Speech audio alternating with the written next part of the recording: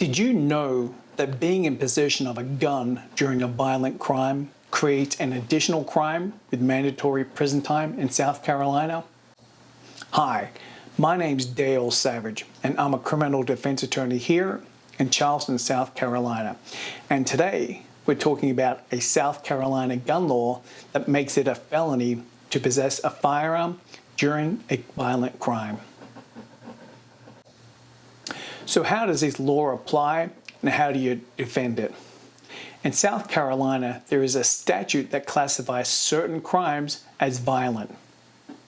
That means if you commit one of these statutory violent crimes and had a gun or knife in your possession at the time of the offense, you can be charged with that additional felony gun crime that carries a 5-year mandatory prison sentence.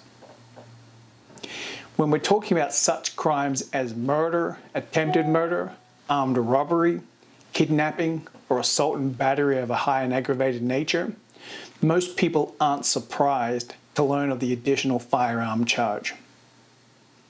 But in my experience, the same is not true when it comes to drug trafficking.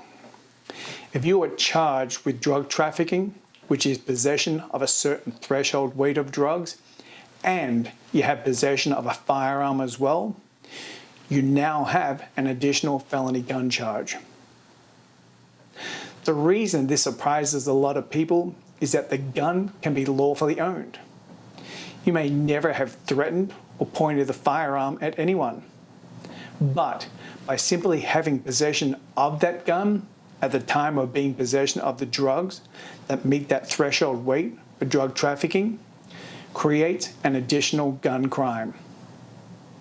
So, if police execute a search warrant in your home and find illegal narcotics that meet that threshold trafficking weight, and there is a firearm in the home, you now have an additional gun charge that can sometimes carry more jail time than the underlying drug trafficking charge.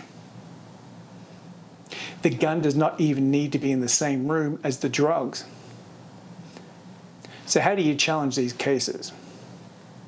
Because this particular gun charge arises from the underlying violent crime, if you can resolve that violent crime charge by either showing that you are not guilty or pleading to some other offense that is not a violent crime, then the gun charge is automatically dismissed because there is no longer a violent crime that triggers that additional punishment for this charge.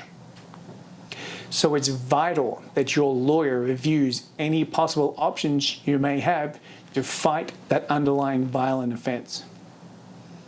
So, if you've been charged with possession of a weapon during a violent crime and would like to discuss your options, please give me a call at 843-530-7813. I hope this video was helpful, and thanks for watching.